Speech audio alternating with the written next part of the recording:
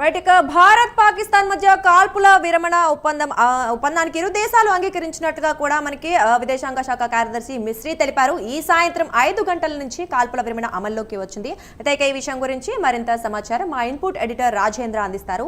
రాజేంద్ర, చెప్పండి. చూసాం ఇప్పుడే భారత్ పాక్ మధ్య కాల్పుల విరమణ ఈ సాయంత్రం 5 గంటల నుంచే అమల్లోకి వచ్చినట్లుగా కూడా మనకి స్పష్టం చేశారు. ట్రంప్ కూడా అధికారికంగా ఆయన పెద్దన్న పాత్ర పోషించి ఆయన సంధి కుదిర్చి ఆయన ట్వీట్ కూడా మనం చూసాం. ఈ నేపథ్యంలో అసలు అంటే సంధి కుదరడానికి ముఖ్యంగా కారణం ఎవరు? అంటే అసలు పాకిస్తాన్ కాళ్ళబేరానికి వచ్చింది అనుకోవాలా, లేదా ట్రంప్ మాత్రమే పెద్దన్న పాత్ర పోషించి అమెరికా ఈ ఒప్పందానికి కారణం అయ్యేటట్టు జరిగింది అనుకోవచ్చా? దీపిక, ప్రధానంగా ఈ నెల 7వ తేదీ నుంచి భారత్ పాకిస్తాన్పై దాడులు ప్రారంభించినట్టు మనం చెప్పవచ్చు. ఆపరేషన్ సింధూర్ పేరుతో మన దేశం వారిపై దాడి చేశారు. ప్రధానంగా ఉగ్రవాదులే టార్గెట్ లక్ష్యంగానే మన దాడులు కొనసాగినాయి. అయితే నిన్న సంబంధించి భారత్పై డ్రోన్లు యుద్ధ విమానాలతో మన కవ్వింపు చర్యలు చేసేందుకు మన బార్డర్లో ఉన్నటువంటి ప్రాంతాల్లో దాడులు చేసేందుకు కూడా పాకిస్తాన్ శతవిధాలా ప్రయత్నించిన నేపథ్యంలో మన బలగాలు కూడా, రక్షణ బలగాలు కూడా వాటిని సమర్థవంతంగా తిప్పికొట్టినాయి. పాకిస్తాన్ సంబంధించిన ప్రధాన యుద్ధ విమానాలకు సంబంధించి 3టిని కూడా ఆ గగనతలంలోనే నేలమట్టం చేసినాయి భారత బలగాలు. ఈ నేపథ్యంలో మరి ముందుకు వెళ్ళిన తర్వాత పాకిస్తాన్లో ఉన్నటువంటి 8 వైమానిక స్థావరాలపై భారత బలగాలు విరుచుకుపడ్డ నేపథ్యం. అదేవిధంగా సింధు జలాలు కానీ, వాణిజ్యపరమైన ఒప్పందాలు కానీ, ఆ గగనతలంలో వారి విమానాలు రాకపోకలు నిషేధించడం కానీ, అదేవిధంగా నౌకాపరంగా సంబంధించి కూడా కఠిన నిర్ణయాలు తీసుకున్న నేపథ్యంలో వారు దిక్కుతోచిన స్థితిలోనే వారు సంధి కుదిర్చేందుకు ఇతర దేశాల మీద ఆధారపడడం మనకు తెలుస్తుంది. ప్రధానంగా ఈ యుద్ధం అంటే ఉగ్రవాదులపై జరిగేటువంటి పోరాటంలో భారతదేశానికి ప్రపంచవ్యాప్తంగా అనేక దేశాలు మద్దతుగా నిలిచిన అగ్రరాజ్యాలైనటువంటి జపాన్, అమెరికా, రష్యా ఇలాంటి దేశాలు కూడా మనకు వెన్నంటి నిలిచాయి. ఈ నేపథ్యంలో పాకిస్తాన్కు ఉగ్రవాదానికి పెంచిపోసింది అనేటువంటి అనేక ఆధారాలతో సహా ప్రపంచ దేశాల ముందు మన విదేశాంగ శాఖ పెట్టిన నేపథ్యంలో పాకిస్తాన్కు ఒకవైపు ఇతర దేశాల ఒకటే చిన్న చితక దేశాలు తప్ప చెప్పుకోదగ్గ పెద్ద దేశాలు ఏది కూడా వారికి వెనంటి వాళ్ళ మద్దతు ఇవ్వకపోవటం, తర్వాత భారత్ కూడా దాడులు పెంచిన నేపథ్యంలో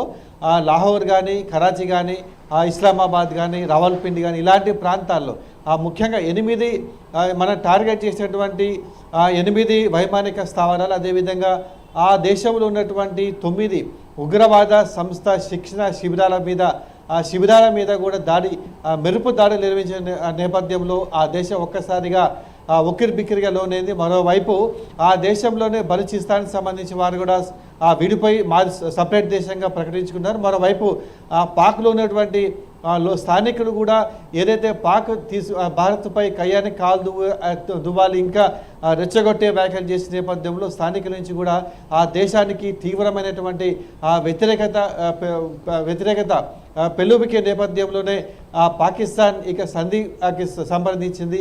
దీనికోసం అమెరికా అలాంటి దేశాలు కూడా వారితో చర్చలు జరిపినట్టు మనకు తెలుస్తుంది. అంటే ఈ సంధి మార్గంలోనే పెద్దన పాత్రగా అమెరికా పోషించింది. దానికి సంబంధించి నిన్న రాత్రి నుంచి కూడా ఇరు దేశాలతో కూడా వారు సంప్రదింపులు జరిపారు.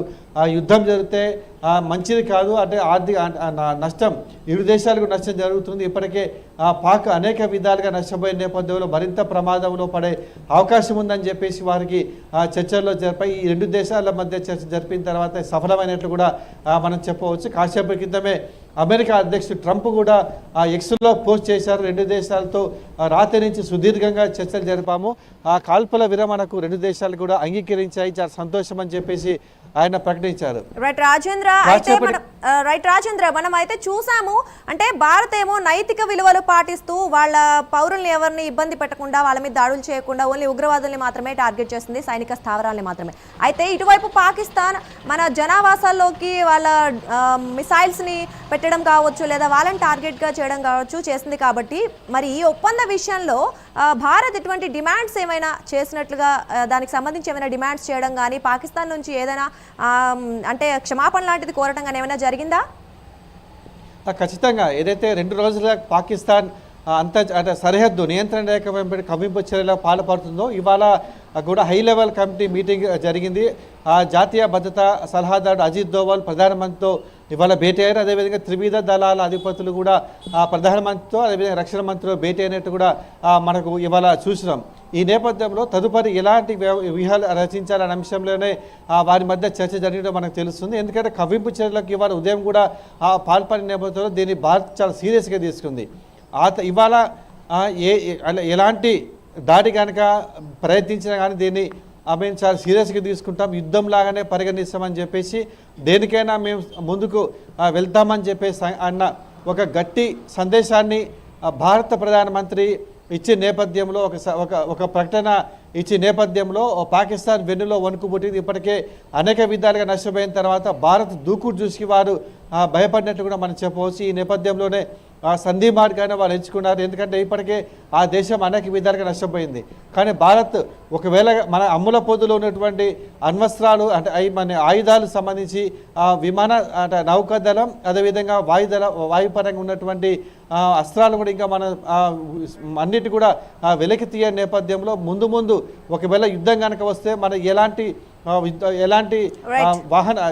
వాటిని వాడుతున్న భయం వాళ్ళు ఉన్న నేపథ్యంలో సంధి మార్గంగానే ఇవాళ మధ్యాహ్నం 3:30 పాకిస్తాన్ డీజీఎంఓ మన భారత డీజీఎంతో సంప్రదింపు జరిగిన తర్వాత విరమణ ఒప్పుకోవాలి, కాల్పుల విరమణ ఒప్పుకోవాలని చెప్పేసి వాళ్ళు సంప్రదించిన ఆ తర్వాత మనం కూడా ఒప్పుకోవడం అనేది ఇరు దేశాలు కూడా కాల్పుల ఇవాళ సాయంత్రం 5 గంటల నుంచి కాల్పులకు విరమణకు ఒప్పుకోవడం కూడా చకచక జరిగిపోయామని చెప్పవచ్చు. ఎల్లుండి కూడా రెండు దేశాల డీజీఎంఓల మధ్య ఒక కీలక భేటీ జరగనుంది. ఆ కీలక భేటీలో ఏ అంశాలు చర్చకు వస్తాయని దాని మీద ఉత్కంఠ నెలకొందని కూడా మనం చెప్పవచ్చు.